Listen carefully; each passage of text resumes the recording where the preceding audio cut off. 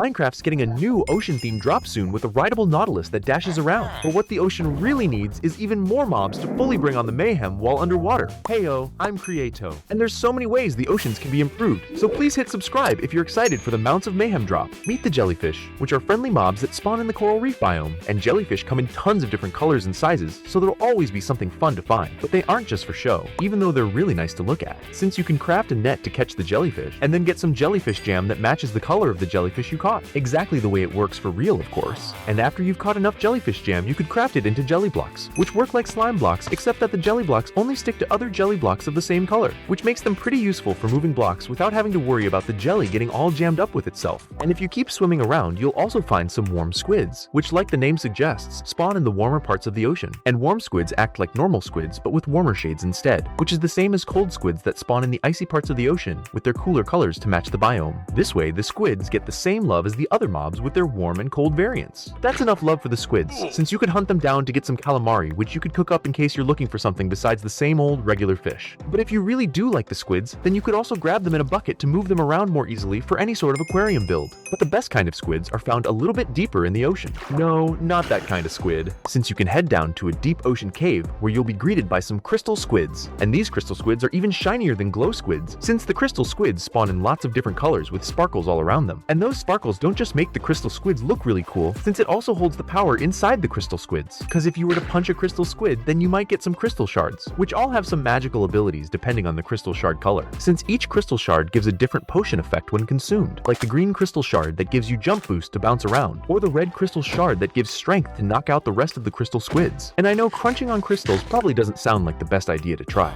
but hey, it's from the crystal squids, who I definitely trust way more than the glow squids over there. But if having magical powers to save the world isn't really your thing, then you can also craft the crystal shards into some new crystal lamps to match the crystal squids. Because who wouldn't want to be surrounded by tons of colorful lights all the time? But you might want to hold on to some of those crystal shards, since you could find an ocean shrine sitting at the bottom of the ocean, which looks peaceful at first, but once you get close to it, you'll summon a drowner, which is a new 2-in-1 boss mob that starts off with the drowner on top controlling the deep water piranha. And the drowner will immediately start throwing tridents, and can even summon ghost tridents. But you'll need to take out the piranha first, because without it, the drowner can't move around as fast. And once you take out the piranha, it'll drop some coral fragments, which you should collect for later. Because now with the drowner by itself, you get into the second phase of the fight where the drowner regenerates health with the water, which means you'll need to lure it out and continue the fight on land. And the drowner also gets much stronger in the second phase, since once it's at half health, it'll get 2 new attacks, with the dash attack dealing quick damage 3 times in a row, and the spin attack that does 360 area damage, in addition to its original trident attacks as well. But once the drowner finally goes down, it'll drop some coral ingots, which you use to craft a coral armor set that's as tough as netherite and even gives both water breathing and dolphin's grace with a full set on. But you can take this further by combining the coral helmet with the fragments you got from the piranha earlier to add a bonus effect to your helmet, like the red coral fragment, which adds the strength effect, and the yellow coral fragment, which gives you haste. But for the ultimate upgrade, you can combine the coral ingots with the fragments to make an ancient coral spear, which lets you do some of the same attacks as the drowner, while also fitting perfectly with this drop as a new weapon for both water and land-based combat. But you'll want to stay in the water, since there's also lobsters you can find on the seafloor, which only spawn in a few different variants, but are mostly neutral mobs that only attack if you hit them first. But they're not really the biggest threat, and will even drop a lobster tail after defeated, which you should hold on to for later, since you'll also find some octopus swimming around in warm oceans, which have a special camouflage ability to blend in with the blocks around them, which can make them a bit tricky to find at times. But the octopus are also able to camouflage into some mobs like a guardian or pufferfish, and after taming them with some of those lobster tails you got earlier, they will now follow you around and even use their camouflage ability to help you with battles. Cause now, when the octopus is attacking while camouflaged as a mob, it can also use the same attacks as the mob, which can both be really useful as you continue fighting underwater. But if you head up to the shore for a bit, then you'll find some seals laying around on the sand, which don't really like moving around much, unless you give them some cod so they can go out and search for treasure in the ocean floor. But the seals aren't always so lucky, since sometimes all they'll find is just random ocean junk like coral or kelp. But there is a chance that they'll find other items that give a clue to some mobs hiding further in the ocean. Because if you swim further below the surface, you'll find a bull shark, which you should probably keep some distance from, since they'll start to bite if you get too close to them. But if you're brave enough, you could try to get closer to feed it with a fish bucket to get the jaws effect, which kind of turns you into the bull shark, since with the effect, every mob you hit will take bleeding damage after hitting them. But the bull shark isn't the only shark in the ocean, since there's also a mako shark which swims much faster and even does slightly more damage. But the mako shark is completely neutral and won't attack unless you attack first, and you can also feed it too with a fish bucket, which will give you the frenzy effect that increases your swimming speed by a crazy amount for a few seconds, which could be insanely useful in case you're trying to swim as fast as the mako shark. But not all sharks want to bite bite your face off, since there's also the nurse shark, which is much more friendly and can even be tamed with some cod, which makes it follow you around and sometimes even give regeneration as you're swimming close together. But don't swim too far deep, since the deepest part of the ocean is where you'll find the axodile, and you definitely don't want to mess with this guy, because the axodile is a powerful shark variant that lurks close to the sea floor, but will still follow you out if you enter its territory. And you'll need to have some pretty tough gear, since the axodile has a ton of health with lots of damage in each bite, and you can try to swim away, but even on land you won't be safe, since the axodile also breaks the ice you're standing on to try and get you to fall back in the water. Yeah, sounds like a rough fight, but if you defeat the axodile, then it will drop some axle leather, which you could combine with some turtle scutes to make an axoscute. And these axoscutes are really tough, and even let you craft a jagged armor set that gives the same protection the axodile had. And it'll also give you infinite water breathing with the full set, which you might need if you decide to stay in the deep ocean, because you'll also find the thrasher here lurking around in the deep frozen oceans. And the thrasher is just as terrifying, but it's also completely blind, which means it won't attack you at first, but instead send out some sonar waves, which it uses to detect anything in the way, and then charge towards it to attack. And you better hope you don't get in the way of the thrasher, because it's got giant fangs that chomp down on its prey, making it hard to escape its grip. But if you're able to get some quick hits on the thrasher, then it'll let you go. Well, that is until it decides to come back for more. But if you're able to take down a thrasher before becoming its lunch, then it'll drop some of its teeth, which you can use to craft a new thrasher tooth block set that also comes with a really bright thrasher lantern to light up even the darkest of caves, which is exactly the kind of place where you'll find an anglerfish quietly roaming around the deep ocean caves. But don't fall for the light, because it might look all nice and shiny, but as soon as you get close to it, the anglerfish will immediately start attacking. And the anglerfish has a pretty mean bite that also gives poison after each attack, which only makes it harder to get away since you'll have to deal with the poison while trying to find your way out the cave. But if you're able to take down an anglerfish, then it'll drop some of its fins and fangs, which you should quickly collect and take back up to the surface, because you can use these items to craft an angler armor set, which is a bit different from the other armor types, since it'll give you around the same protection amount as diamond, but with the extra bonus of increased swimming speed and the ability to poison any mob that attacks you, which might make some mobs think twice before starting a fight when you have this armor set on, because another mob ready to fight is the giant squid, which spawns in deep oceans but will only attack you if you hit first. But the giant squid won't hesitate to fight other mobs like guardians, since the giant squid will use its tentacles to pull mobs closer to it, which might be hard to get out of if you decide to start up a fight with the giant squid. But if you're trying to get away, then all you need to do is return back to the surface, since the giant squid starts to lose health when too close to the top, and will try to avoid it at all costs. But the giant squid might struggle getting away from the cachalot whale, since it's a giant whale type also found in the deep ocean. And the cachalot whale is also neutral and prefers not to get in a fight if it doesn't have to. But beware, since the cachalot whale will still crush into ice and destroy any that's in its way, which would be a pretty bad time to be sailing a boat nearby. And the cachalot whale will also occasionally use its echolocation ability to search for any mobs. And if it does find any, then it will spare nothing and go straight for it no matter the distance. But despite all the space under the ocean, it turns out it isn't actually big enough for both the giant squid and cachalot whale, since if these two giants see each other, then they'll battle it out until there's only one of them left. And you'll definitely want to keep your distance from this, since the mob that wins the fight will determine which item will be dropped. Because if the cachalot whale defeats the giant squid, then it'll drop some lost tentacles, which you can craft together with a crossbow and some copper to make a grappling squawk, which lets you safely get down from a high area without any risk. But if the giant squid defeats the cachalot whale, then it'll drop a cachalot tooth, which you can combine with iron ingots to craft an echolocator, which lets you send echo waves to help you find the nearest cave if there's one close by. But you won't need to find a cave, because right off the shore you'll find a crab chilling in the mangrove swamp. And you might remember this little guy, but now he's finally here and can be bred with some kelp. And crabs kind of work like turtles in a way, since crabs will also lay eggs on mud. And after some time has passed, the eggs will hatch and out pops a baby crab. And you could either sit around and wait for it to grow up, or just speed it up with some kelp, because once the baby crab grows up, it'll drop a crab claw, which is exactly what you'll want from the crab, since you can use the claw in your offhand to extend your reach for building. And if you keep looking around the shore, you'll also find some hermit crabs on beaches, which are a different type of crab that have a shell on them. And you can breed the hermit crabs with seagrass to make a baby hermit crab. And you'll have to cover its eyes real quick, because if one of the big hermit crabs, well, cracks I guess, then it'll drop some shell pieces, as well as some meat, which you can cook up and eat. Just not in front of the babies, please. And once you have 5 shell pieces, then you can craft a hermit crab shell helmet, which you can equip and then sneak to get the resistance effect, which seems pretty helpful for keeping the old noggin nice and safe. And hey, speaking of useful, across the shore you'll find some penguins on a stony shore, which is probably another familiar face, since the penguins spawn in 2 variants for you to find. And penguins really like cod, because you can feed them some and then they'll follow you around. And if you head to a boat, they'll also follow you into the water and give your boat a pretty nice speed boost. But penguins kinda get tired after lots of swimming, so just make sure to feed them with plenty more fish. And you'll definitely have no problem finding tons of fish, because there's also lots of new fish types in all parts of the water. Because now fish have been split into 2 groups, with the freshwater fish like catfish and bass spawning in rivers, and the saltwater fish like the sailfish and tuna spawning in the oceans, which gives all the rivers and ocean biomes, plenty more life, to really just be the final feature we need to bring all the mayhem to this drop.